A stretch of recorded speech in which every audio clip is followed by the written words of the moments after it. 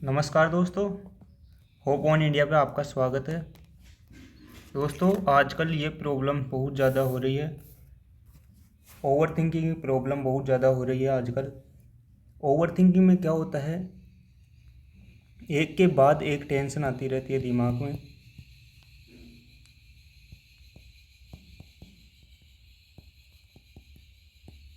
इस तरह से उनकी चेन चलती रहती है टेंशन की, और हम बिल्कुल कमज़ोर हो जाते हैं। एनर्जी नहीं बचती है शरीर में, और पढ़ने का मन तो बिल्कुल नहीं लगता है। इसका मेन कारण होता है कंपटीशन।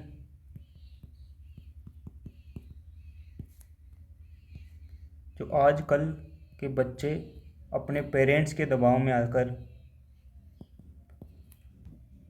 कंपटीशन में लगे हुए हैं, तो ये बहुत ज़्यादा गलत है दोस्तों। कंपटीशन करने से बहुत ज़्यादा टेंशन होती है कि दोस्त ने ये कर लिया, दोस्त बहुत ज़्यादा पढ़ रहा है, दोस्त का सिलेक्शन हो जाएगा, अपना नहीं होगा। इस तरह से सोच आती रहती है और पढ़ाई में मन नहीं लगता है, और अपने कंपटीटर के बारे में बहुत ज़्यादा अच्छा सोचने लगते हैं। यानी कि दूसरों के घर सोना दिखता है और खुद के घर राख भी नहीं दिखती। इस तरह की सिचुएशन हो जाती है। तो इसको कैसे सॉल्व करें।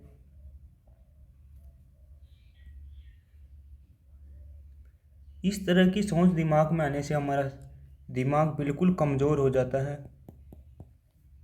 बिल्कुल कमज़ोर हो जाता है, और ये टेंशन आए दिन बढ़ती जाती है, और हमारी मेमोरी कमज़ोर हो जाती है। ऐसा नहीं कि एक बार ये कमज़ोर हो जाती है तो इसको दोबारा रिकवर नहीं किया जा सकता। इसको रिकवर किया जा सकता है, इसको रिकवर किया जा सकता है। और फिर जो मेमोरी हमारी लॉस हो जाती है, याद कम रहने लगता है, तो उसको सही कर सकते हैं।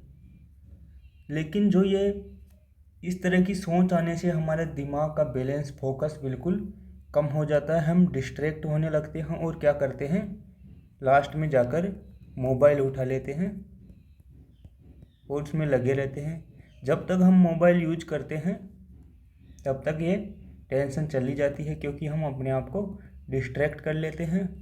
और जैसे ही मोबाइल छोड़ के पढ़ने लगते हैं, जैसे ही पढ़ने बैठे तो वापस टेंशन दिमाग में आने लगती है, और जैसे ही पढ़ने बैठते हैं उसी टाइम पे थकान महसूस होती है, और वापस हम या तो लेट जाते हैं, सो जाते हैं, या फिर वापस फ़ोन यूज करने लगते हैं। तो इस तरह से बना रहता है दोस्तों, बहुत के साथ में है ये। तो इसका इलाज हम आगे बताएंगे। यह हमारे दिमाग को कमज़ोर करने वाली परिस्थितियां हैं, जिनसे बचा जा सके उतना ही सही है। इनका मेन कारण होता है कि हम ज़्यादा एक्सपेक्टेशन माता पिता को नहीं दे। माता पिता को ज़्यादा एक्सपेक्टेशन नहीं दे कि मैं वो कर दूंगा, मैं वो बन जाऊंगा। तो उससे क्या है,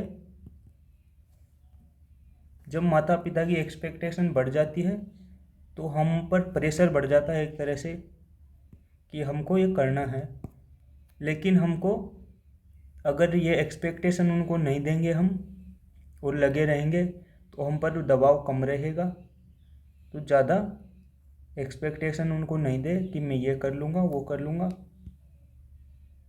बस अपना काम करते रहे। अगर आप अपनी स्थिति में सुधार नहीं करोगे तो आपका ज़्यादा नुकसान होगा। इसलिए आपको स्थिति में सुधार करना ही है। तो सबसे पहले क्या करेंगे, इसका सॉल्यूशन क्या है। अब दोस्तों, अगर ओवर थिंकिंग की प्रॉब्लम है किसी को, तो उसके साथ में कुछ ना कुछ तो गलत होगा। या हम एक खाली पेज और पेन लेकर बैठ जाएंगे, लिखेंगे कि हमारे साथ में क्या चाहिए हमको जब ये प्रॉब्लम सॉल्व हो सकती है। अब दोस्तों कुछ प्रॉब्लम है तो कुछ हमारी इच्छा भी होगी कि अगर ये ऐसा हो जाए तो हमारी प्रॉब्लम ठीक हो जाएगी। तो उसको लिख के कि ये हो जाए तो हमारी प्रॉब्लम ठीक हो जाएगी, या हमारी जॉब हो, चाहे कुछ अलग हो, या कुछ सक्सेस हो ऐसी कि ये सक्सेस को पालूंगा मैं, तो ये हमारी बहुत सारी प्रॉब्लम ठीक हो जाएगी। दोस्तों ये ओवर थिंकिंग की जो प्रॉब्लम है उसका मेन काज एक होता है। एक कोई बड़ी समस्या होती है, उसको लेकर हम दबाव में रहते हैं, तो उसके बाद में अलग अलग समस्याएं आती जाती है जो हमको एग्जॉस्ट कर देती है एनर्जी को। तो उस एक सबसे बड़ी समस्या को पकड़ो, अगर वो सोल्व हो जाएगी तो आपकी सब प्रॉब्लम सोल्व हो जाएगी। समस्या एक या दो हो सकती है, तो उनको पकड़ो और उनको लिख लो, और फिर क्या करो दोस्तों, लिख लो और उनको पूरा करने में लग जाओ, तो यह आपकी समस्याएं सब ठीक हो जाएगी। और दोस्तों इसके साथ में बहुत 2-4 ऐसी आदतें हैं जो आपको रेगुलर करनी चाहिए। अगर आप ऐसी प्रॉब्लम से घिरे हुए हैं तो आपको सुबह जल्दी उठना चाहिए, 5 AM पर उठ जाना चाहिए। और दोस्तों रोज़ एक्सरसाइज 10 से 30 मिनट तक, क्योंकि ये बहुत ज़रूरी होती है। फिजिकल फिटनेस के लिए तो ज़रूरी है ही, साथ में जो हमारी ओवर थिंकिंग प्रॉब्लम हो रही है, मेंटल फिटनेस के लिए भी इतनी ही आवश्यक है। तो रोज़ 10 से 30 मिनट तक एक्सरसाइज ज़रूर करें, ज़रूर। ये सबसे ज़्यादा इम्पोर्टेंट है। आधी सी आपकी प्रॉब्लम तो इससे ठीक हो जाएगी, क्योंकि ये हमारी ओवर थिंकिंग की प्रॉब्लम है वो मेंटल अनफिटनेस के कारण भी इसको बढ़ावा देती है। तो अगर आप रोज़ाना 1 साल तक, क्या पूरी ज़िंदगी रोज़ाना 10 से 30 मिनट एक्सरसाइज करोगे, तो आपके आधे से काम, आपकी आधी सी सफलता तो इसी के कारण मिल जाएगी, क्योंकि आपकी मेमोरी, कैचिंग पावर है वो बढ़ जाएगी, आपका स्वास्थ्य ठीक हो जाएगा, हेल्थ सही रहेगी, और आपको जितनी आपका हार्मोन बैलेंस हो जाएंगे रोज़ाना एक्सरसाइज करने से, तो उतनी टेंशन कम होगी। तो रोज़ाना 10 से 30 मिनट एक्सरसाइज बहुत आवश्यक है। अब ये एक्सरसाइज आप सुबह जॉगिंग जा सकते हो उठ के, या आपके पास घर पे कोई डंबल हो इससे कर सकते हो। आप स्क्वाट लगा सकते हो, पुशअप्स लगा सकते हो, या थोड़ा सा टहल सकते हो। इस तरह की कुछ किसी तरह मैनेज कर सकते हैं। मैनेज करना आपके हाथ में है। अगर आपके पास जिम के पैसे नहीं है तो कोई ज़रूरी नहीं जिम, अगर आप जिम जाते हैं तो जिम में बहुत ज़्यादा एक नुकसान होता है कि आप बार बार आपकी बॉडी को देखते हो, और वो भी एक तरह से आपको टेंशन में डाल देता है। आप बॉडी को देखते हो, दोस्त की बॉडी के साथ कंपैरिजन करते हो, तो यह गलत है दोस्तों। बॉडी बनाना आपको एक तरह से जोखिम में डाल देता है, क्योंकि आप देखते हो बार बार और आपकी एक्सपेक्टेशन बढ़ जाती है, आप लालची बन जाते हो, आपको और ज़्यादा बॉडी बनानी है, इस तरह की भावना आ जाती है, और आपका स्टडी से फोकस हट जाता है। तो एक्सरसाइज उतनी ही करो केवल कि आप फिट रह सके। एक्सरसाइज बॉडी बनाने के लिए नहीं करनी चाहिए। अगर आपका प्रोफेशन है बॉडी बनाना, आपका प्रोफेशन है, तो ज़रूर आप जिम इसलिए कर सकते हैं। लेकिन आपका अगर प्रोफेशन नहीं है तो आप को ये इस तरह से एक्सरसाइज नहीं करनी चाहिए। केवल फिट रहने के लिए ये एक्सरसाइज करनी चाहिए।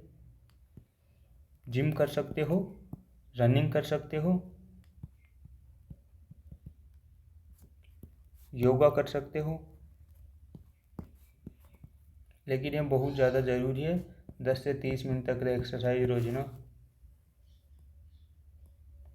यह सब कुछ करने के बाद में आपकी जो मेन प्रॉब्लम है जो आपने लिखी थी कागज़ में वो सोल्व होगी ज़रूर।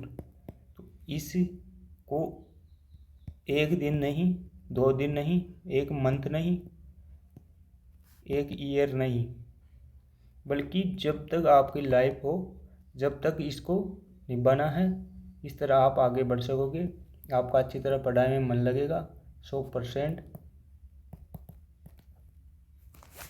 और आप खुश रहोगे और अपने माता पिता को भी खुश रख पाओगे। तो दोस्तों, आज के वीडियो में सिर्फ इतना ही। ये चीज़ें आप अपना लो, बहुत ज़्यादा हेल्प करेगी। धन्यवाद। मिलते हैं अगली वीडियो में।